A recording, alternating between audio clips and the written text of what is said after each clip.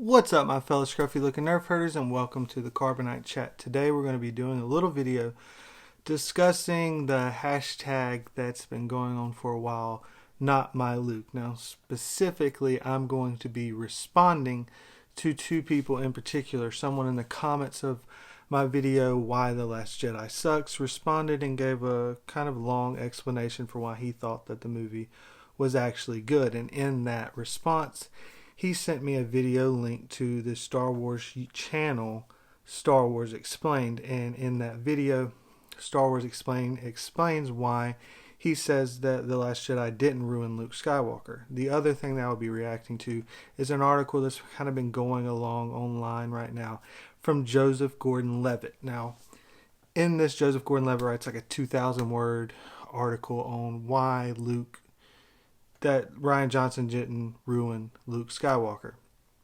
I'm going to disagree with both of them. I'm going to try to represent them as fairly as possible. I will post a link to Joseph Gordon Levitt's Medium post and as well as Star Wars Explained video down below. Please go watch those. Check them out for yourself. I'm going to try as well as I can to make sure to explain them fully and completely. I'm going to try not to create some straw man to make my argument seem more plausible. And if I don't explain it if you feel like I didn't explain them as well or didn't give them the proper representation, please comment it down below. And if I agree that I missed something or completely left something out, I will pin it to the top of my comment so that everyone else can be able to see it as well. I want to be fair in this, but I do disagree, and I want to respond why I think that their arguments don't quite answer the questions. I will start with Star Wars Explained. He explains that the way we view Luke and the way we think of Luke is that he was kind of fixed or answered the struggle that he had with the dark side at the end of Return of the Jedi when he refused to kill Darth Vader and he tossed his lightsaber to decide that was the definitive answer. Luke ended up deciding he's on the light side. And he says that you fail to remember that immediately before that he was just wailing on Darth Vader and basically fueled by the dark side, attacking Darth Vader until the point that he basically had him defeated. This is true, and he is correct on that. The problem is story-wise, it's ignoring a very important piece of the puzzle here, and it's why did Luke begin to act on the dark side? It's not just simply that he's struggling with the light and the dark. He struggles for a specific reason, just like the Anakin beginning to go to the dark side was because of his love for Padme, along with other things, and it's kind of convoluted, but this isn't a conversation about the prequels.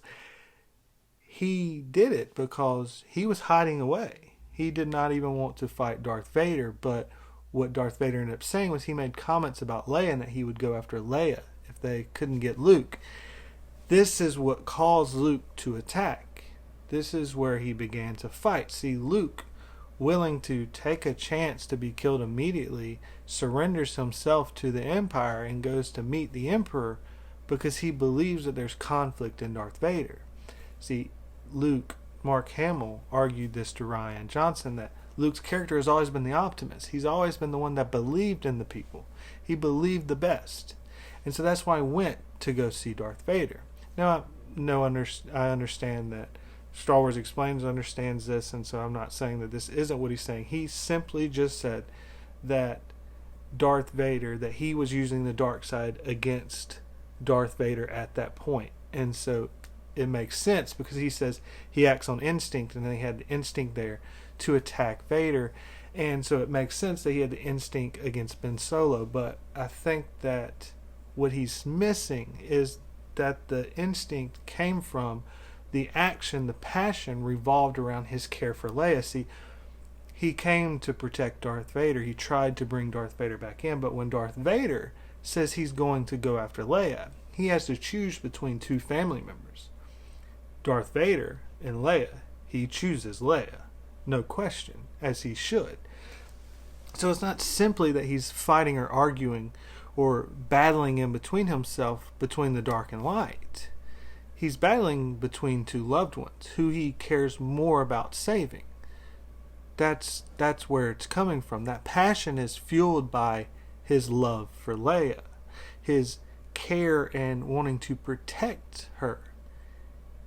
So when you go to The Last Jedi and you begin to see that he's going and just drawing a lightsaber on Kylo Ren, it just doesn't make any sense. It does not fit this character.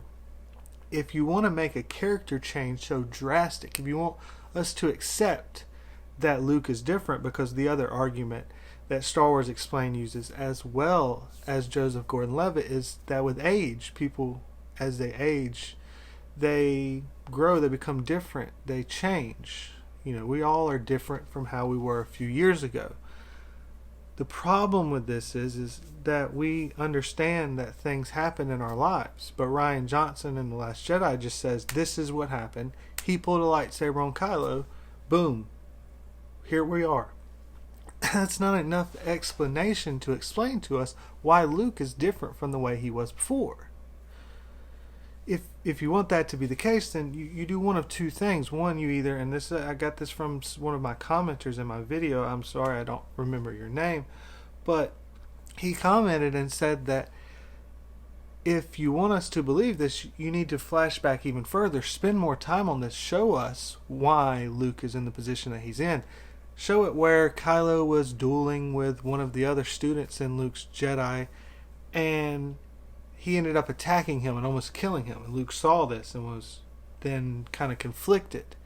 Or another, maybe one or two, that this was something that had happened once, twice, three times, how many ever times that Kylo, Ben Solo at the time, is showing true dark side and he's hurting other students. And no one else can defend themselves because it's Ben Solo. He's a Skywalker. He's one of the most powerful with the Force.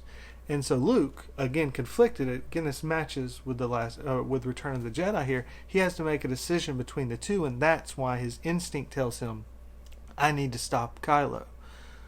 Then he regrets it. Okay, you've explained it. We understand it. We see that it's still matched up. That's still the same Luke. He makes a decision based off of, I've got to make a choice between two people. It's not just like, I want to chop up a kid because it's the easy. I'm tired of working with him. I'm tired of dealing with him. Does it make any sense? As everyone's explained it, Luke went to go get Darth Vader. He actually has Kylo training underneath him. He would not give up like that. That's just not the case, and that's why you need to explain it beforehand. Or the second option, if you don't want to go and explain that, you explain that after he did that, under instinct, under reaction, he made a mistake. Everybody makes mistakes. I will get to that a little bit later because that's something Joseph Gordon Levitt kind of harps on a bit. If that's the case, the Luke Skywalker that we know would go after Kylo. He would go and try to explain himself. And Star Wars Explained does say that he believes that if Luke given the opportunity, he would explain himself and try to bring back Kylo. But he did have the opportunity. It was multiple years. At least, around 5. The last thing we know of is from Bloodline, which is 5 to 6 years before The Force Awakens. Kylo was much younger in the shots that we see, so it's a few years he had. But Luke just hides away. He doesn't even attempt to go after and find Kylo and explain himself, even if he believes Kylo is fully to the dark side. As I mentioned before, he loves Leia. It's probably the person he cares about most in the galaxy, and then his best friend Han. It's their kid. If he's willing to go after a father that he's barely known, wouldn't it make sense that he would then go after and try to, turn Kylo back? If not for Kylo, at least for Leia and Han? That's the Luke we know. If that's not the case and that didn't happen, you have to explain to us why. Again, there's no explanation. It's just take it. And that's why a lot of the people are just so angry, is because there's no explanation, and that's terrible storytelling. You're just saying this happened, accept it, but this is a character we've had for 40 years. You can't just do that to that person. Like, it's just wrong. And this is why so many people say that they just felt like Rian Johnson spit on their face. And it's even more annoying with commenters coming and saying that, like, get over it, grow up. They can't argue why The Last Jedi is good, but they can say, hey, you need to, grow up. If this is where I said that if you wanted to have him in the same situation in my video, How to Fix The Last Jedi, if you want to have him still be on the island and keep the same premise, then do something along the lines of that he goes after and tries to get Kylo, but because Kylo's so angry and won't listen to him try to explain, it just pushes Kylo further to the dark side because he hates Luke so much for what he tried to do, that he believed in Luke. And then so Luke has now pulled away and hidden because he knows that the only way Kylo would begin to turn back to the light and possibly be saved is if he never saw Luke again, because his anger and hatred for Luke would just fuel his anger and push him further and further to the dark side. And so that's why he hid away. Again, we're explaining Luke's not just a coward hiding away. He didn't just give up on everybody. There's reasons, there's explanations. He is the Luke. So structurally, storytelling wise, it's similar, but you're explaining it to us. You're not just telling us to accept it. And then for the next part of Joseph Gordon Levitt's argument is that a character is great when they're flawed. That it's the struggle that the character goes through that keeps us attached to them. It makes it interesting, seeing their growth. I agree, 100%. Here's the issue. This isn't Luke's story. It's not. Mark Hamill said it at Star Wars Celebration. Structurally speaking, it's not. He's the main character here is Rey. He went through his struggle, his growth as a character. Star Wars has always followed Joseph Campbell's The Hero's Journey.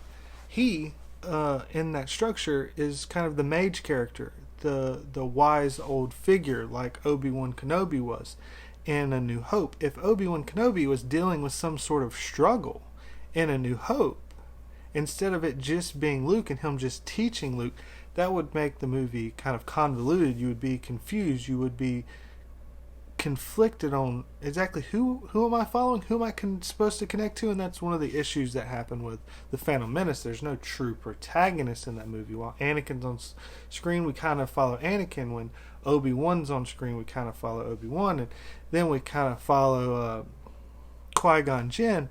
It hops around. It doesn't pick a character, and it's just bad storytelling. Because you need to be connected with a character, and that's why so many people love Luke Skywalker, was because we connected with this character. And you can have supporting actors, and those supporting characters go through some growth, but the main person that we stay focused with is the protagonist of the story, that is Rey.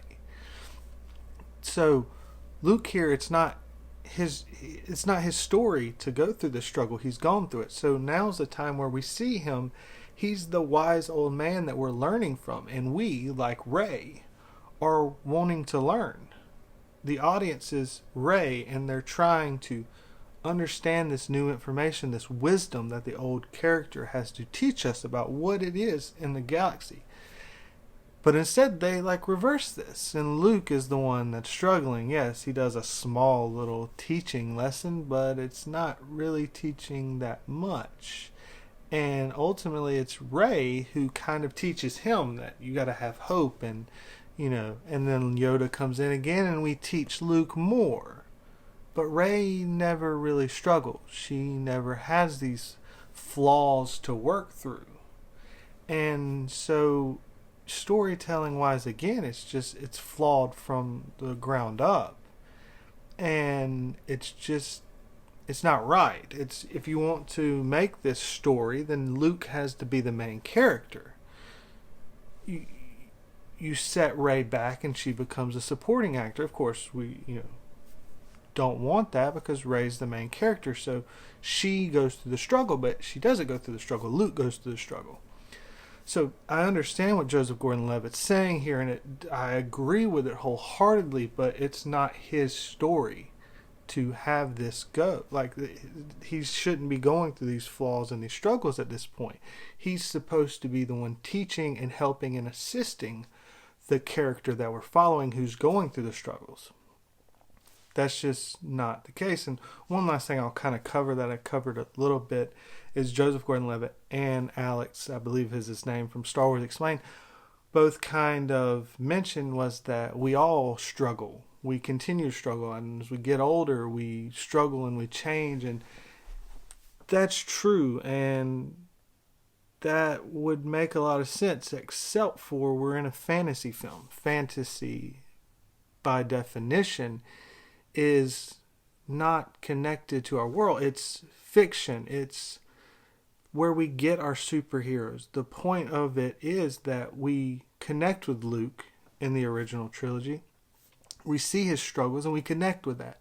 We want to strive for something bigger and greater.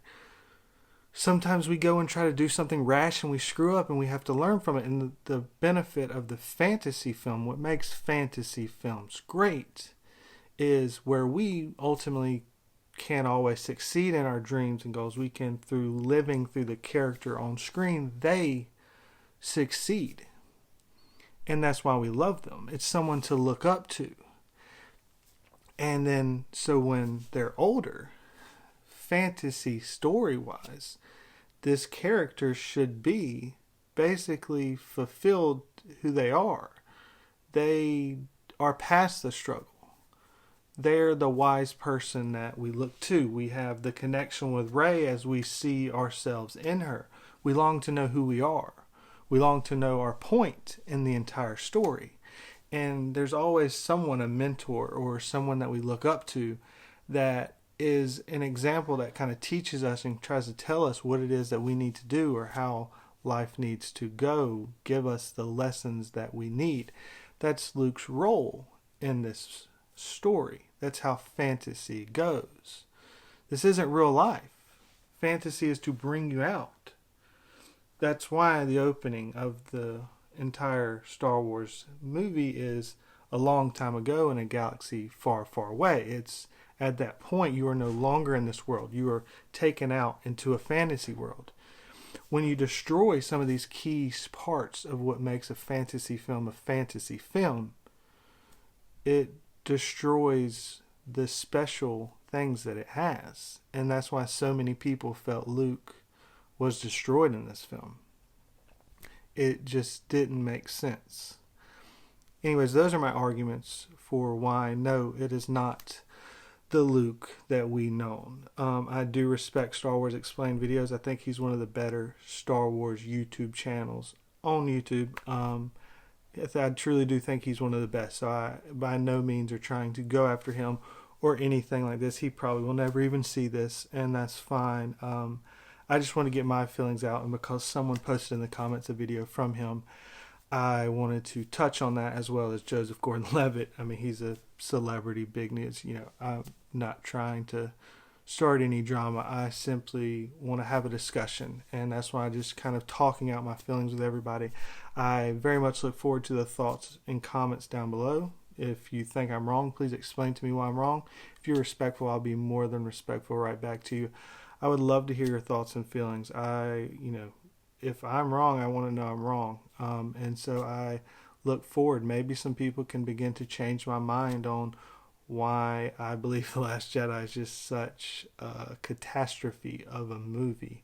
But for this topic, let's try to stick with Luke, and that will be very much appreciated. Again, the links to the article by Joseph Gordon Levitt and the video by Star Wars Explained will be down in the description as well. I'll post a link to my TeePublic page if you like to get any of my t-shirts. And if you didn't like the movie and you're watching this, I also have a Fire Rian Johnson t-shirt designed after the Clone Wars, and a shirt designed after The Last Jedi that says The Last Rian Johnson Film, and that'll be linked down below. And I'll post the links to some of my Last Jedi videos that I have done so far right there if you would like to check out any of my other videos. But thank you guys for watching. I'm sure I ran a little bit long, so thank you for watching all the way to the end if you did. And never forget, you Nerf herders, I love you.